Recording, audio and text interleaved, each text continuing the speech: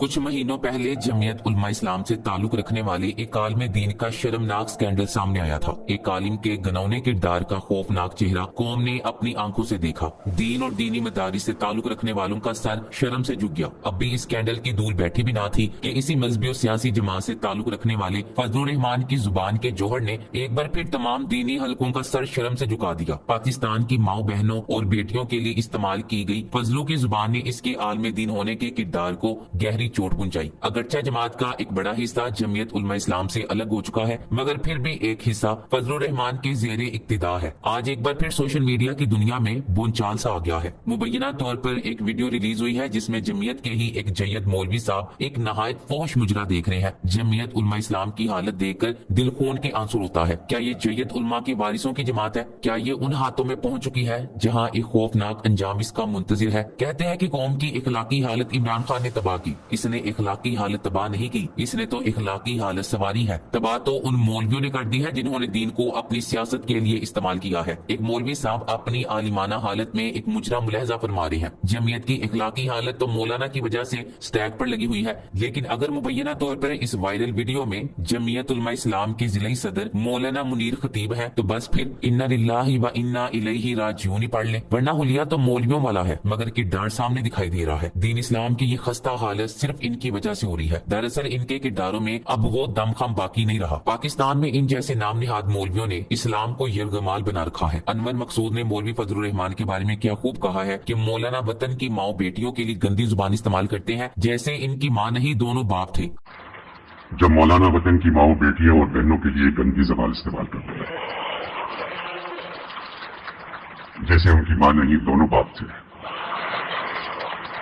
پاکستان ہماری علماء کی حالت اس قدر خستہ ہو چکی ہے کہ ان کی اقتداء کرتے ہوئے بھی شرم آتی ہے۔ کبھی لوگ علماء کے پیچھے چل کر اپنی زندگیاں سنوار لیتے تھے، مگر آج ان کے کردار دیکھ کر اسلام سے دور ہو رہے ہیں۔ فضل الرحمان نے تو سیاست کے پیچھے چل کر اپنی رہی سہی عزت بھی گوا دی ہے۔ افسوس کا مقام ہے کہ مسلمان اس شخص کے پیچھے نماز پڑھتے ہیں جو اسلام کے احکام کو کھلے عام روندتا ہے، جسے اسلام میں عورت کے مقام سے بھی واقفیت نہیں ہے، جسے عورت کی عزت مقام اور مرتبے کا نہیں پتا، اور اب یہ بےہودہ ناچ گانا اسے سن کر اسلام کی کیا خدمت کی جا رہی ہے۔ ایسے لوگ صرف اور صرف دین کی رسوائی کی وجہ بنتے ہیں۔ ایک وقت تھا جب برصغیر میں اسلام تاجروں کے کردار سے پھیلا تھا، مگر اب ان کے پاس کردار کے نام پر کچھ بھی باقی نہیں بچا۔ ان کے اخلاق تباہ ہو چکے ہیں، ان کے افکار بکھر چکے ہیں۔ جمعیت علماء اسلام کی تاریخ اٹھا کر دیکھ لیں، یہ جماعت کتنا مضبوط پس منظر رکھتی ہے۔ برصغیر میں اس جماعت نے لاکھوں لوگوں کو مسلمان کیا، اسلام کو تقویت بخشی۔ اب یہ جماعت فضل الرحمان جیسے فصلی بٹیروں کے ہاتھوں میں دم توڑ رہی ہے۔ اس شخص نے داڑھی تو رکھی ہوئی ہے مگر اسے اس داڑھی کا پاس تک نہیں ہے۔ اسے تو شاید اس جماعت سے نسبت پر بھی کوئی فخر نہیں ہے۔ ان سب کرداروں نے سب سے زیادہ نقصان دین کو پہنچایا ہے اور جمعیت کے کردار کو ختم کر کے رکھ دیا ہے۔ مدرسے کے اندر بچوں کے ساتھ جو ظلم اور زیادتی روا رکھی ہوئی ہے، اس کی ایک الگ داستان ہے۔ اس کردار کو بھی کھل کر دنیا کے سامنے پیش کرنے کی ضرورت ہے۔ جمعیت علماء اسلام علماء حق اس سلسلے کی کڑی ہے جس کا آغاز حضرت مجدد الف ثانی کی مسائی سے ہوا، جس نے حضرت شاہ ولی اللہ دہلوی کے افکار و نظریات سے نشوما پائی، جس کی جہادی تنظیم کی سرپرستی شاہ عبد العزیز دہلوی، حضرت سید احمد شہید، حضرت شاہ اسماعیل شہید، حضرت حاجی امداد اللہ مہاجر مکی، مولانا محمد قاسم نانوتوی اور رشید احمد گنگوئی جیسے اکابر نے فرمائی، جس کی انقلابی جدوجہد کا وسیع ترین نظام شیخ الہند حضرت مولانا محمود حسن نے قائم کیا۔ چنانچہ ان بزرگوں کی عظیم جدوجہد اور قربانیوں کی بدولت ملک و ملت کو برطانوی استعمار کے جابرانہ غلبے سے نجات ملی اور خطہ پاکستان میں مسلمانوں کی آزادی، مملکت و حکومت کی بنیاد پڑ گئی۔ شیخ الاسلام حضرت مولانا شبیر احمد عثمانی نے پاکستان کو اسلامی مملکت بنانے کی خاطر نئے سرے سے پاکستان کے تمام علماء حق کو ایک پلیٹ فارم پر جمع کرنے کی جدوجہد فرمائی۔ گزشتہ 2 دہائیوں میں مذہبی سیاسی جماعتوں کی مقبولیت بتدریج کم آئی ہے۔ اس کی کئی ایک وجوہات ہیں۔ مذہبی جماعتوں کا سیاسی معاملات میں الگ الگ نقطہ نظر اور موقف بھی ان کی مقبولیت میں کمی کی ایک بڑی وجہ ہے۔ مذہبی جماعتوں کا سکڑنا اور محدود ہونا قومی سیاست کا بڑا المیہ ہے۔ مولانا فضل الرحمان کا کردار بہت مایوس کن نظر آتا ہے۔ اگر ملک میں مذہبی جماعتوں کا کردار محدود ہو رہا ہے تو اس کے بڑے ذمہ دار مولانا فضل الرحمان کا دوہرا معیار، دوہرا کردار اور مفاد پرستی کی سیاست ہے۔ جب کوئی نامی گرامی عالم دین سیاست کے میدان میں اسلام کی بجائے اسلام آباد کی سیاست سے منشور ہو جائے تو اس کی حیثیت ختم ہو کر رہ جاتی ہے۔ سیاسی کلا بازیوں کی وجہ سے ہر گزرتے دن کے ساتھ ان کی ساکھ ختم ہوتی جا رہی ہے۔ اگر پاکستان کا ووٹر مذہبی جماعتوں سے ناراض ہے تو اس کی بڑی وجہ مولانا فضل الرحمان کی اقتدار کی سیاست ہے۔ انہوں نے مذہب کی چھاؤں میں اقتدار کے ایمانوں سے محبت کر کے ملک میں سیاسی جماعتوں کا کردار ہی مشکوک بنا دیا ہے۔ جب آپ کا حلیہ دینی ہو جائے تو لوگ کردار سے متاثر ہوتے ہیں، لوگ حق اور سچ کی امید رکھتے ہیں، لوگ واضح موقف موقف کی توقع کرتے ہیں، لیکن بدقسمتی سے مولانا فضل الرحمان یہ ذمہ داری نبھانے میں ناکام رہے۔ گزشتہ کئی برسوں سے مولانا فضل الرحمان خیبر پختونخوا اور ملک بھر میں مختلف مدارس سے جڑے اور زیر تعلیم طلباء کو سیاسی مقاصد کے لیے استعمال کرتے چلے آ رہے ہیں۔ کیا اسلام کے نام پر قائم کسی بھی سیاسی جماعت کو زیب دیتا ہے کہ وہ سیاسی مقاصد و مفادات کے حصول کے لیے معصوم طلباء کو استعمال کرے؟ کیوں ان طلباء کو جمعیت علماء اسلام کے سیاسی جلسوں میں شامل ہونے پر مجبور کیا جاتا ہے؟ کیوں ان کی تعلیم کا وقت سیاسی سرگرمیوں کی نظر ہوتا ہے؟ کیوں ان طالب علموں کو سڑکوں پر خوار کیا جاتا ہے؟ پھر ایسے عالم جو دنیاوی ڈیزل پرمٹ کے متمنی ہوں، ان کو مولانا ڈیزل کہہ کر پکارنے پر مجبور ہوتے ہیں۔ مولانا فضل الرحمان کو ماضی میں بھی ان کے سیاسی مخالفین کی جانب سے اسی نام سے پکارا گیا ہے اور مولانا کو کرپٹ ثابت کرنے کے لیے یہ استعمال کیا جاتا، لیکن شاید بہت کم لوگوں کو معلوم ہو کہ اس نام کے پیچھے کہانی کیا ہے اور جس تناظر میں اس کا استعمال کیا جاتا ہے، کیا اس میں کوئی صداقت ہے؟ مولانا فضل الرحمان کے لیے یہ نام پہلے کالم نگار عطاء الحق قاسمی نے اپنے ایک کالم میں استعمال کیا تھا اور اسی کالم میں اس الزام کا ذکر تھا جو بعد میں سیاسی مخالفین نے استعمال کرنا شروع کر دیا۔ مرحوم جنرل ریٹائرڈ نصیر اللہ خان بابر بے نظیر بھٹو کی دوسری حکومت میں وزیر داخلہ تھے اور انگریزی اخبار دا نیوز کو 2007 میں دیے گئے ایک انٹرویو میں انہوں نے ڈیزل پرمٹ کا بھی ذکر کیا ہے۔ انہوں نے بتایا تھا کہ مولانا فضل الرحمان نے ڈیزل پرمٹ لینے کی میڈیا کے سامنے خود تصدیق بھی کی ہے۔ نصیر اللہ بابر نے ایک مرتبہ بے نظیر سے کہا تھا کہ مولانا فضل الرحمان اتنے مطالبات کرتے تھے کہ ایک مرتبہ میں نے ان کے سامنے بے نظیر سے کہا تھا کہ مولانا کو اسٹیٹ بینک کی چابیاں دے دیں تاکہ ان سے جان چھوٹ جائے۔ جمعیت علماء اسلام ایک مضبوط اسلامی جماعت تھی جسے فضل الرحمان نے ایک مذاق بنا کر رکھ دیا ہے۔ نئی نسل جس JUI سے واقف ہے وہ ماضی میں کتنی مضبوط تھی اس کا اندازہ اس بات سے لگائیں کہ 1953 کی تحریک ختم نبوت جو قادیانیوں کو غیر مسلم قرار دینے پر 1974 میں منتج ہوئی، اس کی قیادت کا سہرا بھی جمعیت علماء اسلام کو جاتا ہے۔ جمعیت علماء اسلام کے منشور میں لکھا ہے: نمبر 1، مملکت پاکستان کی عوام کے ایمان اور عقیدے کا تحفظ۔ نمبر 2، مسلمانوں کی منتشر قوت کو جمع کر کے علماء کرام کی رہنمائی میں اقامت دین اور اشاعت اسلام کے لیے پرم جدوجہد کرنا۔ نمبر 3، شاعر اسلام اور مرکز اسلام یعنی حرمین شریفین کا تحفظ۔ پاکستان میں موجود مختلف اسلامی اداروں بشمول دینی مدارس، مسجد، مکتبات کی حفاظت کرنا۔ نمبر 4، قرآن کریم اور احادیث نبویہ کی روشنی میں زندگی کے تمام شعبوں میں سیاسی، اقتصادی، معاشی اور مذہبی اور ملکی انتظامات میں مسلمانوں کی رہنمائی کرنا اور اس کے مطابق مثبت عملی جدوجہد کرنا۔ نمبر 5، پاکستان میں اسلامی عادلانہ نظام حکومت کے نفاذ کے لیے کوشش کرنا۔ نمبر 6، پاکستان میں جامع و عالمگیر نظام تعلیم کی ترویج و ترقی کے لیے کوشش کرنا جو پاکستانی عوام کے ایمان اور عقیدے کے موافق ہو، دینی اقدار اور اسلامی نظام کا تحفظ کرنا۔ نمبر 7، پاکستان کے موجودہ آئین کو تحفظ دینا اور خلاف اسلام قوانین کو اسلام کے موافق کرنا اور کسی بھی غیر اسلامی قانون سازی کو بننے کے راستے میں رکاوٹ بننا۔ نمبر 8، پاکستان کی حدود میں تقریر و تحریر و دیگر آئینی ذرائع سے باطل فتنوں کی فتنہ انگیزی، مخرب اخلاق اور خلاف اسلام کاموں کی روک تھام کرنا۔ نمبر 2، مسلمانان عالم خصوصاً پڑوسی اور قریبی اسلامی ممالک کے ساتھ مستحکم اور برادرانہ روابط استوار کرنا۔ نمبر 10، تمام دنیا کے ممالک سے برابری کی بنیاد پر دوستانہ تعلقات قائم کرنا۔ فضل الرحمان نے ایسی شاندار جماعت کو ایک مذاق بنا دیا ہے، اس کا وجود ایک شیطانی وجود بن کر جمعیت کا وجود نکل رہا ہے۔ رہی صحیح کسر ان مولانا صاحب کی مبینہ ویڈیو لیک نے پوری کر دی ہے۔ کیا اس کردار کے ساتھ یہ لوگ ملک کے اندر موجود سیاسی نظام میں اپنا کردار ادا کریں گے؟ افسوس کا ہی مقام ہے کہ ایسے لوگوں نے مذہب کو بھی بدنام کیا اور ایک مسلمان کا کردار بھی مشکوک کیا۔ ان لوگوں نے اپنی دنیا اور عاقبت تو خراب کی ہے مگر دنیا کے سامنے مسلمان عالموں کے کردار کو بھی خراب کر کے رکھ دیا ہے۔ ان کے کردار سے لوگوں نے دین سیکھنا تھا، متاثر ہونا تھا اور دین پھیلانا تھا، مگر ان کے کردار اور زبانیں، اخلاق اور کردار ایسے غیر شائستہ ہو گئے ہیں کہ جن سے ہنود و یہود کو بھی شرم محسوس ہوتی ہے۔ اب اگر علماء کا کردار ایسا ہو گیا اور اللہ نے اپنے دین کے احیاء کا کام کسی کلین شیپ سے لیا تو کیا بڑی بات ہو گئی؟ جس دین کو داڑھی والوں نے تنہا چھوڑ دیا اسے کلین شیپ انسان نے اپنا اوڑھنا بچھونا بنا لیا۔ عمران خان نے ایک بار پھر نئی نسل کے دل میں اپنے دین کے لیے محبت پیدا کی ہے اور یہ مقبول جان کہتے ہیں کہ لیڈر وہ ہوتا ہے جو قوموں کو تصور دیتا ہے، ان کو نئے رجحان دیتا ہے۔ عمران خان نئی صدی اور نئی جنریشن کا وہ لیڈر ہے جس نے ایک بار پھر ان کے دلوں میں کلمے کو زندہ کیا، قوم کی نوجوان نسل کا رخ پھر سے اپنے مذہب کی طرف موڑا۔ اس لیڈر نے بتایا کہ جب کوئی محنت کرتا ہے تو اللہ اسے کیسے منزل تک پہنچاتا ہے، اس طرح نئی نسل کا ایمان مضبوط کیا کہ اللہ پر یقین اور توکل انسان کو کیسے کامیاب کرتا ہے، لا الہ الا اللہ کیسے انسان کو آزاد کرتا ہے، کیسے انسان کے خوف دور کرتا ہے۔ علامہ اقبال نے مسلم نوجوان کو جو خودی کا سبق سنایا تھا، عمران خان نے اس کی عملی تفسیر نوجوانوں کے سامنے پیش کی ہے۔ نوجوان نسل کے تخلیق کردہ نغمے سنے تو اندازہ ہوتا ہے کہ عمران خان داڑھی کے بغیر کلین شیپ انسان نے اس قوم کے بچوں میں کس طرح ایمان کی روح پھونک دی ہے، جیسا کہ یہ نغمہ پر لا الہ الا اللہ آزاد ہوئی ہے خلق خدا۔ Thanks for watching.